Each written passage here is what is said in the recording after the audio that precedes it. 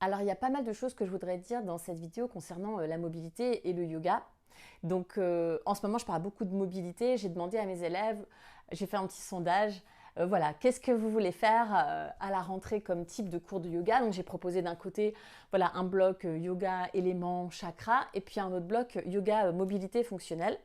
Et tout le monde a voté mobilité fonctionnelle. Donc c'est un peu le mot qui fait vendre sur les réseaux sociaux.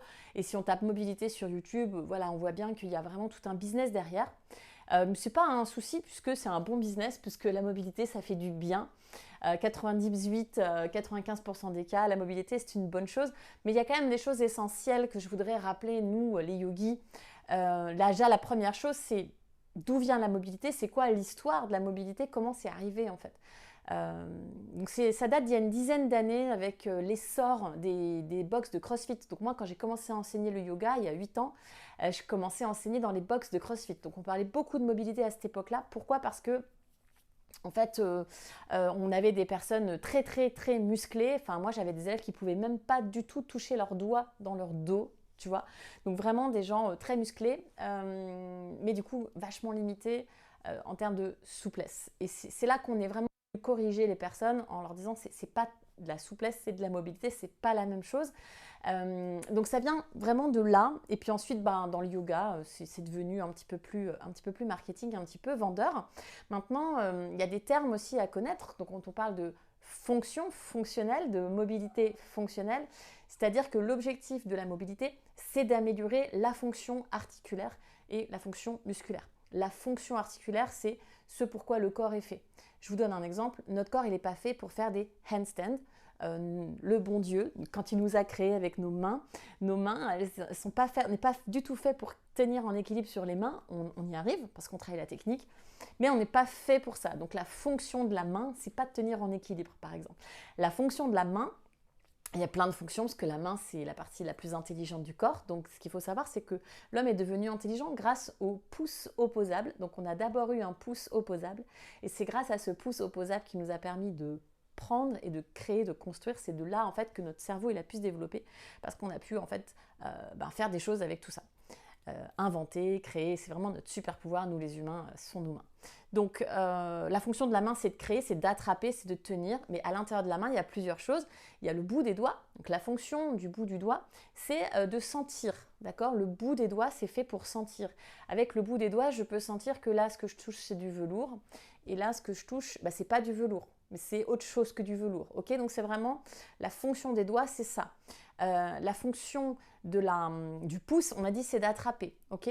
La fonction de la deuxième phalange, c'est s'accrocher, d'accrocher. Donc un grimpeur, il va grimper, il va s'accrocher. Donc nos mains, elles sont faites, hein, on vient du singe, pour s'accrocher à des branches, tenir à des branches, et pas à l'envers.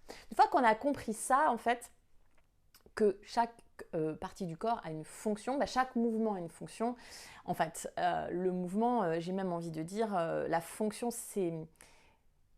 La fonction évolue, parce qu'en fonction de l'être humain qui évolue, on n'a pas les mêmes fonctions. Et donc on perd aussi certaines fonctions. Par exemple, on peut perdre beaucoup de mobilité dans le petit orteil, parce que comme on marche de plus en plus sur des chaussures, et qu'on marche moins en moins pieds nus, et qu'on développe beaucoup moins la fonction du pied et l'extension des orteils, etc., on va perdre aussi de cette fonction-là, etc. Donc c'est à ça que sert la fonction, c'est vraiment de se placer comme un chercheur en évolution, et de se dire à quoi ça sert ça, à quoi ça sert ça, à quoi ça sert ça. Donc la mobilité, elle est fonctionnelle dans le sens où ce qu'on veut, c'est améliorer la fonction de la main, la fonction du coude, plier, tendre, la fonction des épaules, d'aller lever, tenir, chercher derrière, chercher devant, gouverner en fait le bras, c'est la grue, etc. Donc chaque partie du corps, on va essayer de voir à quoi elle sert.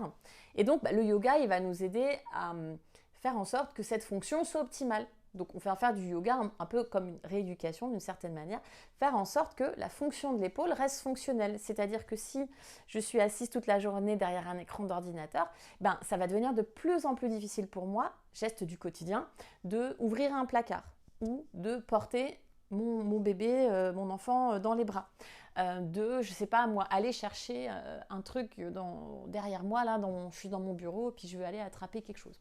Donc le but du yoga, c'est de vivre longtemps. Donc déjà, il faut s'accorder sur le but du yoga. À quoi sert le yoga? Pour moi, le yoga, c'est fait pour vieillir jeune, vieillir en bonne santé et avoir un corps fonctionnel. Donc le yoga est par nature fonctionnel.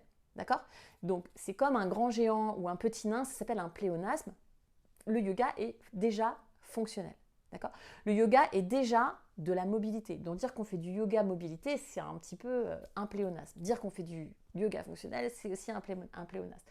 Dire qu'on fait de la mobilité fonctionnelle, c'est un peu aussi un pléonasme. Le yoga, c'est deux choses, c'est de la mobilité et de la stabilité. Donc quand on parle de mobilité, on oublie aussi un petit peu la stabilité, parce que en fait, le but du yoga, c'est de tenir des postures longtemps, statiques, même si on fait du vinyasa, même si on fait du ashtanga, okay, même si on fait du yoga dynamique avec un certain flow, une certaine fluidité, une certaine mise en mouvement. La mise en mouvement et la transition, elle est aussi faite pour atterrir dans une posture. Et atterrir dans une posture, c'est travailler la stabilité de la posture, donc les muscles profonds qui permettent donc de tenir la posture.